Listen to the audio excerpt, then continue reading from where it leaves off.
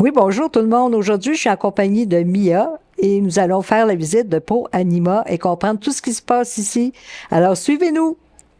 Ici Louis Lemieux, votre fier député de Saint-Jean. La chaîne YouTube ou Facebook que vous regardez en ce moment, c'est Studio Saint-Jean, la chaîne télé de votre député au service de la communauté. Et vous pouvez y participer. Vous pouvez devenir intervieweur avec l'équipe d'animation, c'est bénévole, ou vous pouvez nous envoyer des suggestions d'invités ou de sujets. Vous pouvez trouver toutes les entrevues que nous faisons depuis 4 ans sur YouTube et suivez-nous sur la page Facebook de Studio Saint-Jean pour tout savoir ce qui se passe au fur et à mesure.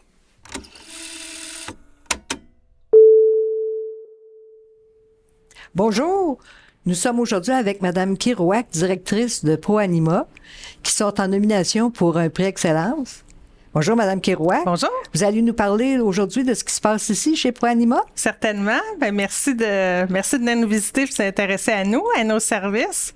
On est présentement au refuge de Saint-Jean-sur-Richelieu, donc notre succursale de Saint-Jean, avec la belle Daisy, qui est ici disponible en adoption de 6 ans. Oui, chez Proanima, en fait, on offre des services complets de gestion animalière à nos villes clientes et à leurs citoyens. Quand je dis complet, là, ça se veut vraiment de répondre aux problématiques des citoyens puis de l'administration des villes, là, à tout ce qui est en lien avec les animaux. Fait que ça peut être, bien sûr, là, si des animaux qui doivent être abandonnés, des animaux qui se retrouvent errants, perdus, ça, bien sûr, on les accueille sur rendez-vous au refuge. Ici, notre équipe complète là, va leur offrir les soins nécessaires puis les replacer ou leur offrir le soin qui est bon pour eux. Mais ça peut être aussi beaucoup d'autres choses. On fait l'encadrement des chiens dangereux. On offre évidemment le service de licence pour les animaux, d'identification autre aussi comme le micropissage. La stérilisation aussi? La stérilisation, certainement. C'est sûr qu'en fait, on a beaucoup de programmes en lien avec le contrôle de la surpopulation féline qu'on appelle, dont assurer de réduire la population des chats errants à l'extérieur. Ça passe entre autres par accompagner les gens qui les nourrissent à l'extérieur. Ça passe aussi par les gens qui ont peut-être pas les moyens, les gens à faible revenu. On a un programme aussi pour leur offrir la stérilisation à faible coût sur rendez-vous au refuge. Mais quelle sorte d'accompagnement vous faites pour les gens qui nourrissent des chats errants? Oui, c'est sûr qu'on leur demande de s'inscrire au programme formellement. Ce que ça implique, c'est que, bien sûr, ça fait partie du service. On va stériliser les chats qui sont à l'extérieur, qui le nourrissent, mais on va leur demander le nombre parce que généralement, les gens vont savoir environ combien de chats ils nourrissent présentement. Puis on va les guider sur à quel moment donner la nourriture dans la journée parce que si on donne, par exemple, la nourriture la nuit, on va attirer d'autres choses que des chats. Puis aussi, si on donne, par exemple, beaucoup plus de nourriture que le nombre de chats dont on s'occupe, là, on va attirer d'autres chats. Puis c'est pas ce qui est souhaitable. Mais ils doivent aussi s'engager à attraper avec des cages qu'on va leur prêter les chats, nous les amener, et puis là, on va les stériliser, leur offrir des soins de base, puis ils vont pouvoir revenir les prendre puis les relâcher. Mais ils doivent prendre l'engagement de tous les stériliser, parce que c'est comme ça, ensemble, qu'on va s'assurer qu'ils vont arrêter de se multiplier.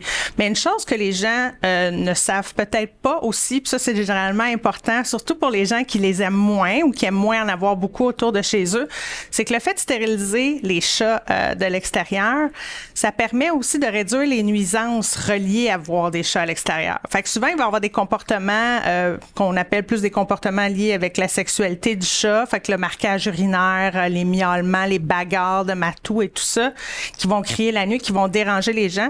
Ça, une fois que l'animal est stérilisé, c'est réduit considérablement.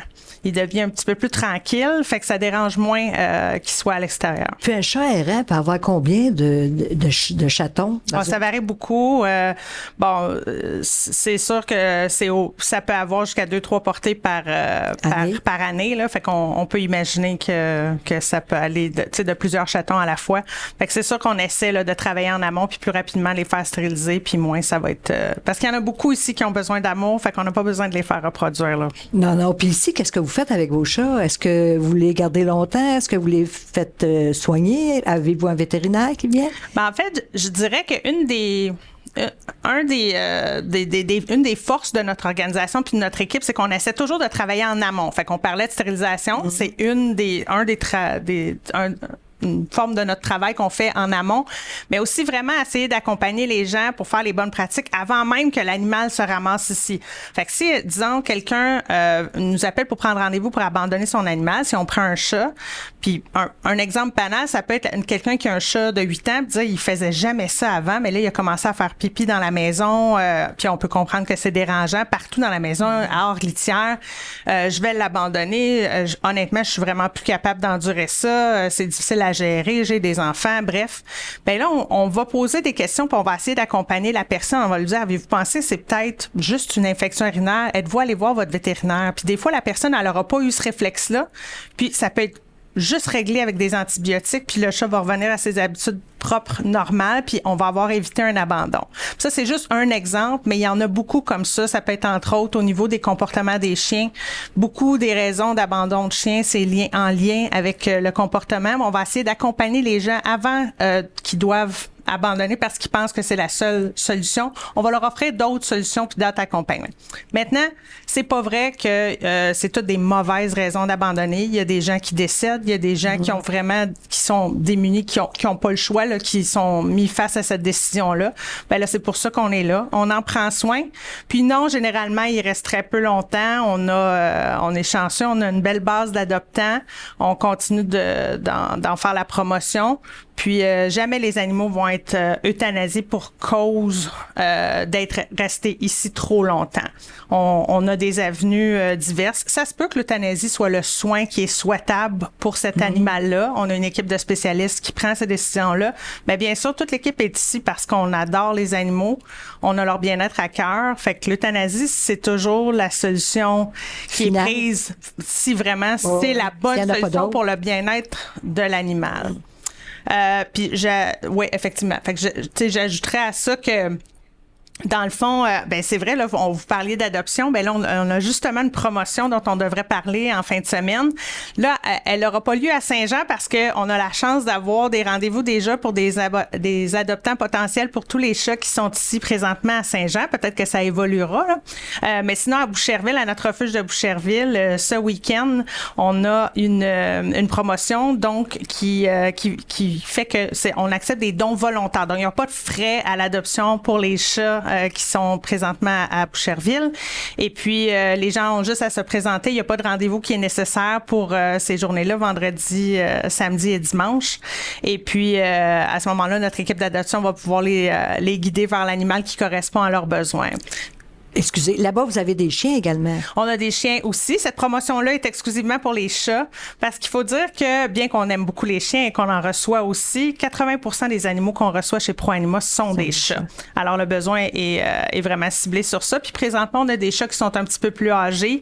Donc, parfois, que les gens sont un peu plus réticents. C'est sûr que souvent, on est attiré vers les chatons, mais des chats, l'avantage d'un chat plus âgé, c'est qu'on sait déjà son comportement. On le connaît déjà. On n'aura pas de surprise beaucoup par la suite, hein. On sait qu'il est déjà, s'il est affectueux, ben il va l'être tout autant à la maison. Puis c'est le fun de leur offrir. Il y a encore plusieurs années devant eux, là, fait qu'ils vont. Savez-vous d'autres animaux comme les lapins, les oiseaux? Oui, on reçoit beaucoup de ce qu'on appelle, nous, des animaux exotiques. Fait que oui, on reçoit beaucoup ces animaux exotiques peuvent être variés, là, vous avez raison, des lapins, toutes sortes de rongeurs, entre autres des rats domestiques sont populaires aussi. Quelques oiseaux parfois, mais beaucoup de lapins. Ça, c'est certain qu'on en reçoit beaucoup. Je dirais qu'on reçoit à peu près autant d'animaux exotiques que de chiens maintenant chez ProAnima. Ah oui? Oh, oui. Wow! Effectivement. Puis le service pour ces animaux-là exotiques, ça doit être plus important que pour les chiens. Ben ils ont tous des particularités. Notre équipe d'adoption peut vraiment conseiller les gens. Ils ont des espérances de vie qui varient aussi. Un rat, par exemple, c'est super intelligent. Il y en a qui connaissent moins ça, mais c'est un animal qui peut être vraiment, vraiment le fun. On peut lui apprendre pour la plupart plein de trucs. Fait que ça peut être vraiment le fun, mais il faut savoir que ça a une espérance de vie d'environ 3 ans. Fait que ça, c'est pas comme un chat où on peut espérer l'avoir jusqu'à 20 ans, des fois un petit peu plus, même quand on est chanceux, ben ça nous fait de la peine quand même là, quand ils nous quittent. Si j'ai un problème avec un raton laveur, une moufette, est-ce que c'est à vous que j'en fais mention? Ou? Oui, la même chose. Ben, en fait, à la base, ProAnima a été créé pour rendre des services pour les animaux domestiques, mais on a vu au fil des ans que c'était un besoin que les citoyens avaient, criant, qu'il n'y avait pas vraiment d'issue ou personne à qui appeler. Fait qu'on a développé là, un service de consultation, d'accompagnement du citoyen pour les animaux de la faune aussi. Fait que bien sûr, si l'animal est décédé sur le terrain, ben ça, on va passer le chercher, puis on va en disposer pour lui permettre une fin digne. Là, je dirais que sur le bord de la route, je trouve pas que c'est acceptable pour un être vivant. Ouais, ça l'est pas pour un humain, ça l'est pas plus pour un animal, selon moi. Mais cela étant dit, la même chose pour les animaux. On a des partenaires externes. C'est sûr que pour des raisons de biosécurité, c'est pas des animaux qui peuvent entrer dans nos refuges existants. Ça prend des installations particulières, mais on a d'autres partenaires, là, dont l'Arche de Zoé, dans ce coin ici, qui nous aident à l'occasion là, quand ils ont de la place pour prendre des animaux blessés. Là. Avez-vous des bénévoles ici? Oui, on en a beaucoup et ils sont précieux d'ailleurs. Merci de le mentionner. Je pense qu'on est rendu autour de 200, 210 bénévoles. Il y en a qui sont moins réguliers que d'autres, mais pour la plupart, ils sont ici, même certains depuis plusieurs années. C'est un programme de bénévolat avec lequel on a beaucoup de succès. Notre équipe, en fait, on a une personne en charge là, attitrée qui s'en occupe très bien. Elle s'appelle Émilie et puis c'est un programme qui est très structuré, donc on recrute les gens, on les forme comme si c'était des employés. Dans le fond, ils ont des plages horaires consacrées et puis s'ils peuvent pas se présenter, on affiche la disponibilité pour que quelqu'un d'autre puisse les remplacer. Ils reçoivent les formations un peu comme les employés dans le fond, puis ils nous aident avec des tâches vraiment vraiment importantes, comme entre autres l'enrichissement des animaux. Donc il y a des bénévoles qui vont venir ici pour sortir les chats, les flatter, jouer avec eux, donc les stimuler mentalement le temps qu'ils sont ici, puis leur donner de l'amour. La même chose avec les chiens, jouer à la balle dans l'eau cour, les sortir. Puis la même chose, un lapin, on le sait pas, là, mais il faut pas que ça soit gardé en cage à la longueur de journée. C'est très important aussi de le stimuler puis de lui offrir de l'activité physique. Là. Puis est-ce qu'il y a un nombre minimum d'heures à offrir quand on est bénévole? Généralement, c'est des plages horaires de 3 heures par semaine. Mais je sais là, de source sûre qu'il y en a qui s'échangent ça avec un autre bénévole. Donc, ils font une semaine sur 2. Il y en a un petit peu le soir, mais surtout la fin de semaine ou la semaine. Fait que ça peut être assez flexible. Mais quand on s'engage sur une plage horaire, ben là, c'est ce qu'on demande aux gens, c'est de la respecter. C'est assez extraordinaire pour quelqu'un qui n'a pas les moyens d'avoir un animal chez lui, où c'est impossible pour lui de venir ici flatter les animaux. Vraiment. Ben, ce que je vois, c'est drôle que vous le mentionnez. Il y en a qui ont déjà des animaux chez eux. Il y en a qui vont être famille d'accueil en plus, qui vont accueillir des animaux temporairement à la maison pour nous donner un coup de main. Je pense entre autres aux familles d'accueil qui sont très précieuses, celles qui biberonnent, les petits chatons orphelins. C'est pas des animaux qui pourraient rester là toute la nuit seuls ou qui ont vraiment besoin de soins très très particuliers. Fait que ces familles d'accueil là sont précieuses. Puis ils vont venir aussi au refuge faire d'autres types de soins. Fait que c'est des gens qui sont très très précieux. Puis on pourrait pas fonctionner sans eux. Ils sont d'une importance cruciale. La dernière fois que j'avais vérifié les chiffres, là, je pense que ça représentait même au salaire minimum ces bénévoles-là environ 13 à 14 % de notre masse salariale. C'est extrêmement important. Le rapport est vraiment vraiment précieux. Puis vous acceptez les dons aussi? Oui, certainement. Ça aussi, c'est essentiel à notre survie. Nos frais de base sont couverts par les frais de service de nos contrats de service avec les municipalités pour les services qu'on offre à la population. Ça, c'est le frais de base. Mais on sait que la base, c'est jamais assez. Souvent, on va avoir justement ces petits chatons orphelins-là.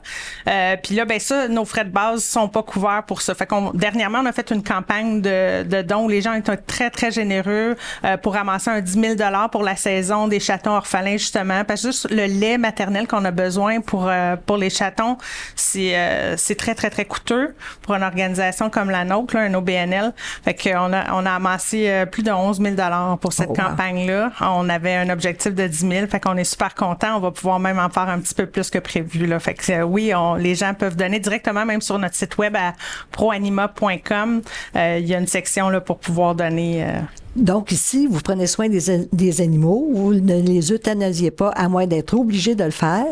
Effectivement. Dans le cas où un animal, ça peut être parfois c'est des ordres de la cour, dans les cas de saisie de chiens dangereux, ou si un animal est mal en point, on fait pas d'acharnement là, thérapeutique. Quand c'est vraiment le soin dont l'animal a besoin, notre équipe clinique va en décider ainsi. Là. Mais c'est fait de façon, je vous assure aussi, l'euthanasie, c'est quelque chose dont il faut parler parce que ça fait partie de notre réalité, même si c'est de moins en moins d'animaux qu'on doit euthanasier. Mais c'est fait, l'animal est endormi paisiblement, on le flatte, tu sais, on est tous des amoureux des animaux, fait que c'est fait avec amour jusqu'à la fin et pas dans des conditions inhumaines. Là, c'est vraiment, ils sont quand même bien traités, même si on doit les endormir. L'entrevue tire à sa fin. Avez-vous quelque chose à ajouter? Ben, j'inciterais les gens à visiter notre site web parce que ça explique beaucoup de nos services. Puis bien sûr, s'ils peuvent nous aider de nous faire un don, c'est toujours bien apprécié. S'ils veulent s'impliquer justement sur le site web, ils peuvent s'impliquer, faire une demande pour devenir bénévole ou d'autres façons.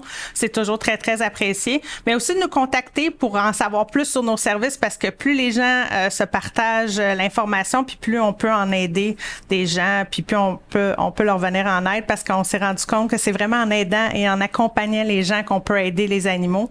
Fait que c'est là-dessus qu'on focus. Je vous remercie beaucoup. Ben merci beaucoup. Ça m'a ouvert les yeux vers le beau travail que vous faites. Merci. Merci. Ici Lucie Crevier pour Studio Saint-Jean. Nous étions chez Pro Anima avec Madame Kerouac. Merci. À la prochaine. Suivez-nous.